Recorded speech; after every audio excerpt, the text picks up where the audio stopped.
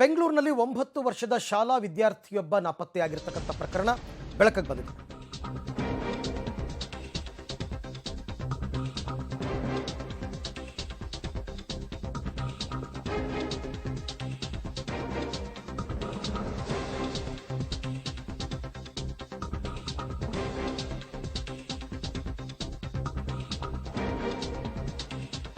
ಬೆಂಗಳೂರಿನಲ್ಲಿ 9 ವರ್ಷದ ಶಾಲಾ ವಿದ್ಯಾರ್ಥಿ ನಾಪತ್ತೆಯಾಗಿದ್ದಾನೆ. ಶಾಲೆಗೆ ಹೋಗಿ ಬಂದಿದ್ದ 9 ವರ್ಷದ ಬಾಲಕ ಮಿಲನ್ ಆನಂತರ ಕಾಣಿಸಿಕೊಳ್ಳೇ ಇಲ್ಲ. ನೇಪಾಳ ಮೂಲದ ಬಿಮಲ್ ದಂಪತಿಯ ಪುತ್ರ ಈ ಮಿಲನ್ ಫೆಬ್ರವರಿ 8ನೇ ತಾರೀಕು ಶಾಲೆಯಿಂದ ಮನೆಗೆ ಬಂದು ಯೂನಿಫಾರ್ಮ್ ಬದಲಾಯಿಸಿ ಹೊರಗಡೆ ಹೋಗ್ತಾನೆ. ರಾತ್ರಿ ಎಷ್ಟೊತ್ತಾದರೂ ಬರಲಿಲ್ಲ ಅಂತ ಪೊಲೀಸ್ ಸ್ಟೇಷನ್ಗೆ ದೂರನ್ನು ಕೊಡ್ತಾರೆ. ಭಾರತೀನಗರ ಪೊಲೀಸ್ ಸ್ಟೇಷನ್ಗೆ ಪೊಲೀಸರು ಈ ರೀತಿ ದೂರನ್ನು ಕೊಟ್ಟಿದ್ದಾರೆ. ಬಟ್ ಆಮೇಲೆ ವಿಚಾರಣೆಯನ್ನು ಮಾಡಿದಾಗ ಏನೇನೋ ವಿಚಾರಗಳು ಹೊರಗೆ ಬರ್ತಾ ಇದೆ. ಬಟ್ ಸದ್ಯಕ್ಕಂತೂ ಈ 9 ವರ್ಷದ ಶಾಲಾ ಬಾಲಕ ಮಿಲನ್ ನಾಪತ್ತೆ ಆಗಿರ್ತಕ್ಕಂಥದ್ದು ಭಾರತೀನಗರ ಪೊಲೀಸರಿಗೆ ಒಂದು ರೀತಿಯಲ್ಲಿ ಸವಾಲಿದೆ.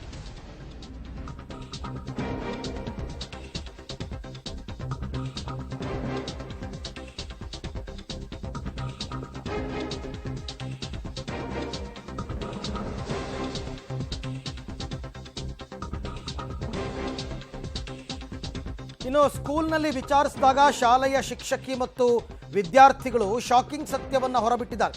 ಮಿಲನ್ ಯಾವಾಗಲೂ ಆಟೋದಲ್ಲಿ ಓಡಾಡ್ತಾ ಇದ್ದ. ಪ್ರತಿನಿತ್ಯ ಸ್ಕೂಲ್ ಬಳಿ ಬಂದು ಯಾರೋ ಆಟೋದಲ್ಲಿ ಕರ್ಕೊಂಡು ಹೋಗ್ತಾ ಇದ್ರು. ನಮ್ಮ ಮನೆಯಲ್ಲಿ ಕಷ್ಟ, ಹೀಗಾಗಿ ಅವ್ರ ಜೊತೆ ಹೋಗ್ತೀನಿ. ಅವರು ಬಾಂಬ್ ತಯಾರಿಕೆ ಬಗ್ಗೆ ತಯಾರಿಕೆ ಮಾಡೋದನ್ನು ಹೇಳ್ಕೊಡ್ತಾ ಇದ್ದಾರೆ ಅಂತ ಸ್ನೇಹಿತರ ಬಳಿ ಏನು ಹೇಳ್ಕೊಂಡಿದ್ದಂತೆ. ಚೈಲ್ಡ್ ಟ್ರಾಫಿಕಿಂಗ್ ಆಗಿರಬಹುದಾ ಅಂತಕ್ಕಂಥ ಶಂಕೆ ವ್ಯಕ್ತವಾಗ್ತಾ ಇದೆ. ಭಾರತೀನಗರ ಪೊಲೀಸರು ತೀವ್ರ ತನಿಖೆಯನ್ನು ನಡೆಸ್ತಾ ಇದ್ದಾರೆ. ಬಾಂಬ್ ತಯಾರಿಕೆ ಮಾಡೋದನ್ನು ಹೇಳ್ಕೊಡ್ತಾರೆ ಅಂತ ಆತ ಏನೋ ಬಾಯ್ಬಿಟ್ಟಿದ್ರಂತೆ ಸ್ಕೂಲ್ ಸ್ಟೂಡೆಂಟ್ಸ್ ಎಲ್ಲ. ಈ ಬಗ್ಗೆ ಮತ್ತಷ್ಟು ಮಾಹಿತಿ ನನ್ನ ಕೊಲೀಗ್ ಮುರಳೀಧರ್ ಅವರಿಂದ ಪಡ್ಕೊಳ್ಳೋಣ. ಮುರಳಿ, ಇಲ್ಲಿ ತನಕ ತನಿಖೆಯಲ್ಲಿ ಏನೆಲ್ಲ ವಿಚಾರಗಳು ಬೆಳಕಿಗೆ ಬಂದಿದೆ? ಏನಿದು ಬಾಂಬ್ ತಯಾರಿಕೆ ಅಂತೆಲ್ಲ ಏನೋ ಮಾತಾಡಿದಾನಂತೆ ಈ ಹುಡುಗ?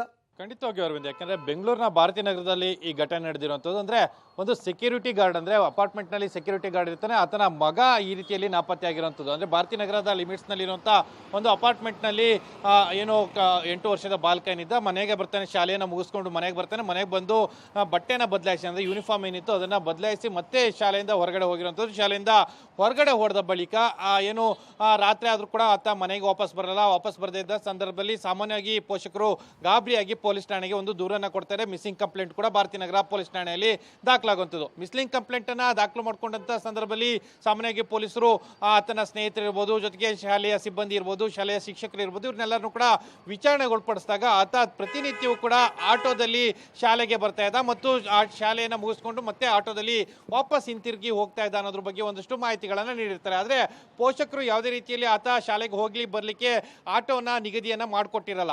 ಈ ರೀತಿಯಲ್ಲಿ ಆಟೋದಲ್ಲಿ ಓಡಾಡ್ತಾ ಇದ್ದ. ಜೊತೆಗೆ ತನ್ನ ತಂದೆ ಸೆಕ್ಯೂರಿಟಿ ಗಾರ್ಡ್ ಆಗಿರುವಂಥದ್ದು, ಹಣದ ಕಾಸಿನ ತೊಂದರೆ ಇದೆ, ಜೊತೆಗೆ ತನ್ನ ತಂದೆ ಸಾಕಷ್ಟು ಕಷ್ಟವನ್ನು ಪಡ್ತಾ ಇದ್ದಾರೆ, ಅವರಿಗೆ ನನ್ನನ್ನು ಓದಿಸ್ಲಿಕ್ಕೆ ಕೂಡ ಸಾಧ್ಯ ಆಗ್ತಾ ಇಲ್ಲ, ಜೊತೆಗೆ ಮನೆಯನ್ನ ಮೇಂಟೈನ್ ಕೂಡ ಮಾಡ್ಲಿಕ್ಕೆ ಸಾಧ್ಯ ಆಗ್ತಾ ಇಲ್ಲ ಅಂತ ಹೇಳಿ ಆತ ಹೇಳ್ಕೊಳ್ತಾ ಇದ್ದ ಅನ್ನೋದ್ರ ಬಗ್ಗೆ ಒಂದಷ್ಟು ಮಾಹಿತಿಗಳನ್ನು ನೀಡಿರುವಂಥದ್ದು. ಜೊತೆಗೆ ನಾನು ಆಟೋದಲ್ಲಿ ಓಡಾಡೋ ಸಂದರ್ಭದಲ್ಲಿ ನನ್ನ ಜೊತೆಯಲ್ಲಿ ಬರುವಂತವರು ಬಾಂಬ್ ತಯಾರಿಕೆಯನ್ನ ಮಾಡ್ಲಿಕ್ಕೆ ಒಂದಷ್ಟು ಟ್ರೈನಿಂಗ್ ಅನ್ನ ಕೊಡ್ತಾ ಇದ್ದಾರೆ ಅನ್ನೋ ರೀತಿಯಲ್ಲಿ ಒಂದು ಹೇಳಿಕೆಯನ್ನ ಕೊಟ್ಟಿದ್ದ ಅಂತ ಹೇಳಿ ತನ್ನ ಏನಂದ್ರೆ ಮಿಲನ್ ಅಂತ ಹುಡುಗ ಏನಿದ್ದ, ಮಿಸ್ಸಿಂಗ್ ಆಗಿರೋ ಹುಡುಗ, ಆತ ತನ್ನ ಸ್ನೇಹಿತರ ಬಳಿಯಲ್ಲಿ ಹೇಳ್ಕೊಂಡಿದ್ದ ಅನ್ನೋದ್ರ ಬಗ್ಗೆ ಈಗ ಪೊಲೀಸ್ ವಿಚಾರಣೆಯಿಂದ ಗೊತ್ತಾಗಿರುವಂಥದ್ದು.